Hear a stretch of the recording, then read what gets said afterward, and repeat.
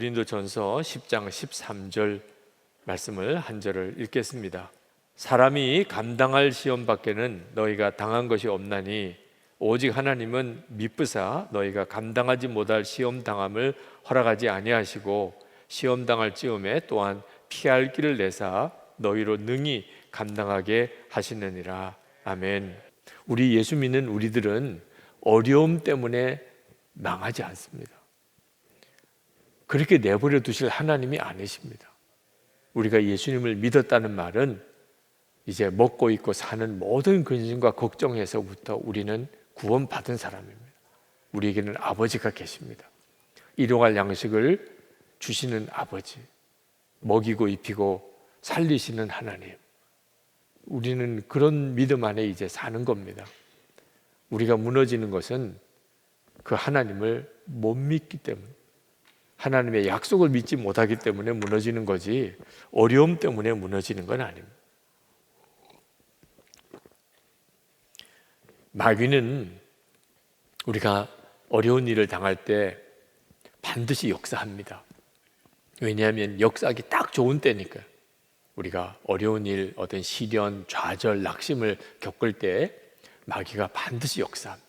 근데 그 마귀가 원하는 것이 뭐냐면 믿음을 흔들어 놓는 것입니다. 하나님을 믿고 하나님의 존재를 믿고 하나님의 사랑을 믿고 하나님의 임재를 믿고 하나님의 축복하심을 믿고 그리고 하나님의 나라를 믿고, 이건 정말 다 하나같이 놀라운 것들입니다.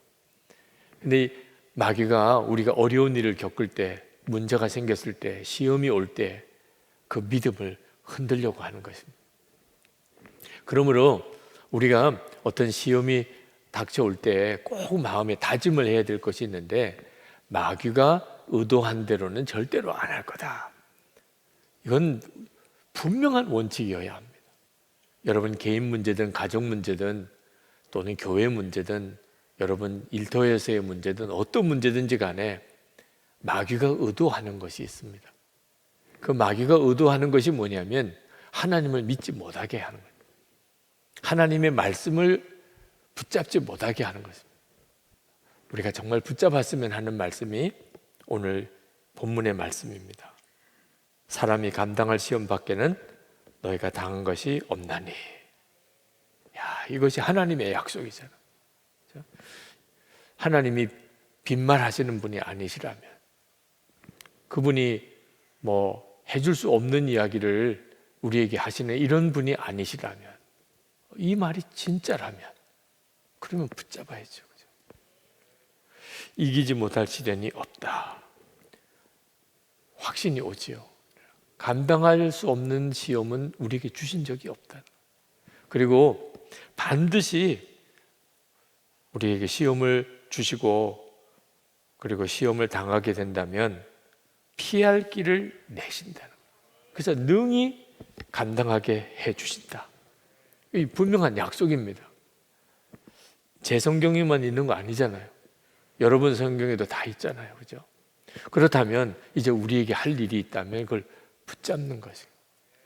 하나님이 아무리 놀라운 약속을 주셔도 우리가 믿고 붙잡지 않으면, 그러면 이 약속은 나에게 아무런 의미가 없어요. 문제가 오고 시험이 올 때 나를 이기게 못 해주는 거거든요. 자, 오늘 이 약속에는 두 가지가 있는데, 하나는 감당할 시험 밖에는 허락지 않으신다는 겁니다. 사람이 감당할 시험 밖에는 너에게 당한 것이 없나니 오직 하나님은 미쁘사 너희가 감당하지 못할 시험 당함을 허락지 아니하시고. 이 약속이 우리가 정말 붙잡게 되면, 그러면 어려운 문제가 생기면, 그러면 우리 안에서 어떤 생각이 들죠? 이것도 감당할 수 있으니까 주신 거네, 그런 생각이 드는 거죠.